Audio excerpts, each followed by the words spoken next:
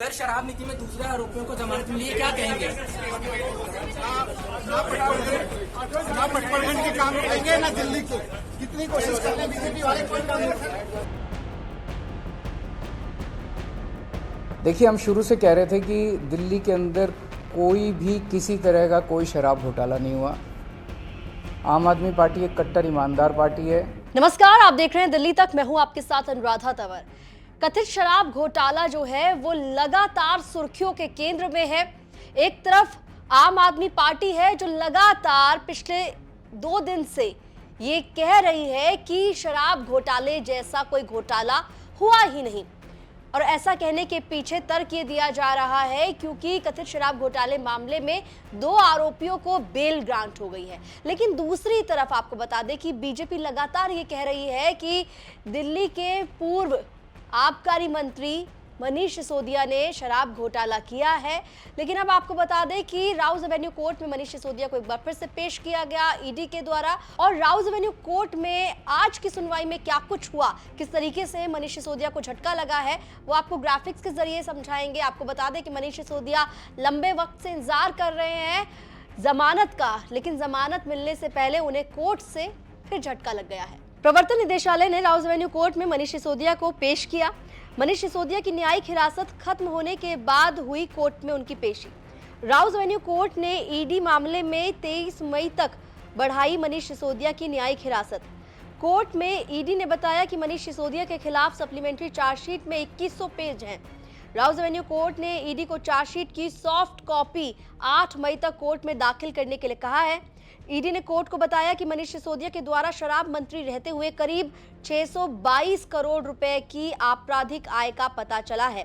Rouse Avenue court ED की chargesheet पर अब 10 मई को सुनवाई करेगा। आपको बता दें कि ईडी यानी कि प्रवर्तन निदेशालय ने कथित शराब घोटाले मामले में 4थी सप्लीमेंट्री चार्जशीट दाखिल की है। और कोर्ट में इसके बारे में जानकारी देते हुए राउज एवेन्यू कोर्ट में ईडी ने बताया कि उन्हें पता चला है कि मनीष सिसोदिया जब आबकारी मंत्री थे तब 622 करोड़ रुपए की आपराधिक आय हुई है। इसके बारे में कोर्ट में जानकारी दी ईडी ने। साथ ही साथ ईडी ने बताया कि जो चार्जशीट सप्लीमेंट्री चार्जशीट दाखिल की गई है उसमें 2100 पेज हैं। इसके बाद राउज एवेन्यू कोर्ट ने ईडी को ये निर्देश दिया है कि इसकी सॉफ्ट कॉपी आपको आज ही दाखिल करनी होगी। और ईडी की चार्जशीट पर अब राउज एवेन्यू कोर्ट 10 मई को सुनवाई करेगा। वहीं जब मनीष सिसोदिया राउज एवेन्यू कोर्ट पहुंचे और पत्रकार भी वहां मौजूद थे, उस दौरान पत्रकारों ने उनसे सवाल पूछा कि शराब घोटाले मामले में 2 लोगों को जमानत मिल गई है, इस पर वो क्या कहना चाहेंगे। तो सुनिए क्या कुछ कहा मनीष सिसोदिया ने।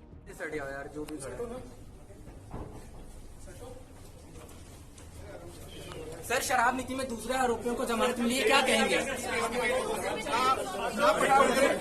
ना पटपरगंज के काम करेंगे ना दिल्ली के, कितनी कोशिश कर रहे हैं बीजेपी वाले, कोई काम नहीं कर रहे। तो राउज एवेन्यू कोर्ट में जब मनीष सिसोदिया पहुंचे थे तो उन्होंने यही कहा कि दिल्ली वालों के काम नहीं रुकेंगे। लेकिन साथ ही आपको ये बता दें कि अरविंद केजरीवाल, जी हाँ, दिल्ली के मुख्यमंत्री अरविंद केजरीवाल ने आज एक प्रेस कॉन्फ्रेंस की थी। और इस प्रेस कॉन्फ्रेंस में उन्होंने कई सारे मुद्दों पर अपना बयान दिया। लेकिन साथ ही साथ शराब घोटाले मामले को लेकर भी उन्होंने अपना बयान देते हुए ये कहा कि शराब घोटाला जो है वो फर्जी केस है।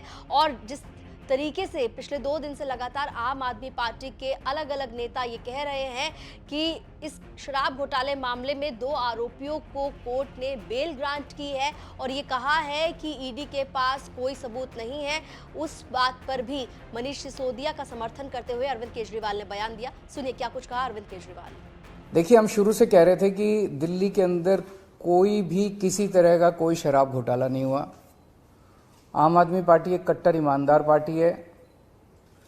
पूरे देश को आम आदमी पार्टी पे और उसके नेतृत्व की ईमानदारी के ऊपर कट्टर भरोसा है। उसको छवि को खराब करने के लिए ये पूरा का पूरा षड्यंत्र रचा गया, जिसका नाम इन्होंने दिया दिल्ली शराब घोटाला। इसमें क्या आरोप लगाया इन्होंने आरोप लगाया कि कोई साउथ लॉबी है, उस साउथ लॉबी ने आम आदमी पार्टी के लोगों को 100 करोड़ रुपए की रिश्वत दी। ये एक आरोप बीजेपी वालों ने लगाया। सीबीआई और ईडी ने भी कोर्ट में कहा है और उन्होंने माना है कि 100 करोड़ में से 70 करोड़ का उनके पास कोई सबूत नहीं है। वो खुद कह रहे हैं कि 70 करोड़ का उनके पास कोई सबूत नहीं है।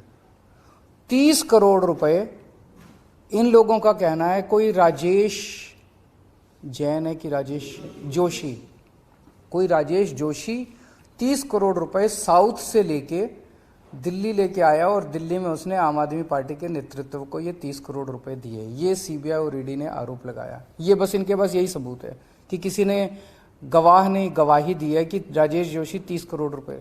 अब 6 मई को जो कोर्ट का ऑर्डर आया, उस कोर्ट के ऑर्डर में लिखा है कि राजेश जोशी एक भी पैसा लाने का कोई सबूत नहीं है, कि राजेश जोशी कोई एक भी पैसा साउथ लॉबी से लेके दिल्ली में लेके आया। 30 करोड़ तो दूर की बात है। तो जब राजेश जोशी एक भी पैसा लेके नहीं आया, साउथ वालों ने पैसा दिया नहीं, आम आदमी पार्टी के नेतृत्व को पैसा मिला नहीं, तो सारा का सारा केस तो खत्म हो गया। इसका केस क्या बचा? ना रिश्वत ली गई ना रिश्वत दी गई।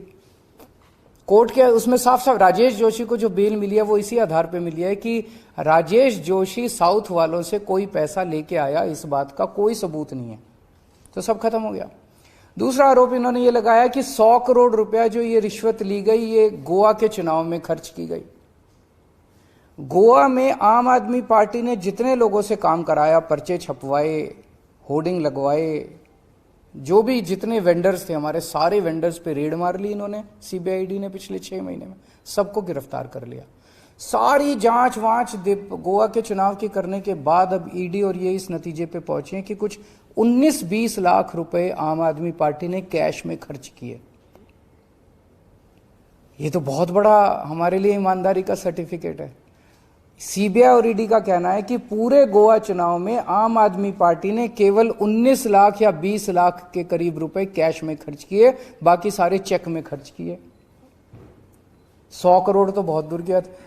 आपको बता दें कि कथित शराब घोटाले मामले में राउज एवेन्यू कोर्ट ने राजेश जोशी और गौतम मल्होत्रा को बेल दे दी और ये कहा कि ईडी ने जो सबूत अब तक पेश किए हैं वो इनफ एविडेंस नहीं है उन्हें कस्टडी में रखने के लिए, और उसके बाद उन दोनों ही आरोपियों को बेल ग्रांट की, जिसके बाद लगातार आम आदमी पार्टी अब इसी कथित शराब घोटाले मामले पर केंद्र सरकार को घेर रही है, बीजेपी को घेर रही है और सवाल सीबीआई और ईडी पर लगातार उठाए जा रहे हैं। हालांकि अब देखना होगा कि 10 मई को राउज एवेन्यू कोर्ट में जब सुनवाई होगी ईडी की सप्लीमेंट्री चार्जशीट पर, तो फिर कोर्ट क्या आदेश देता है। और इसके साथ ही 10 और 11 मई को दिल्ली हाई कोर्ट में मनीष सिसोदिया की इंतरिम बेल जो उन्होंने ईडी और सीबीआई के खिलाफ लगाई है उस पर भी सुनवाई होने जा रही है। तो देखना होगा कि हाई कोर्ट मनीष सिसोदिया की अंतरिम बेल जमानत याचिका पर क्या आदेश देता है। दिल्ली से जुड़ी तमाम खबरों के लिए आप देखते रहिए दिल्ली तक।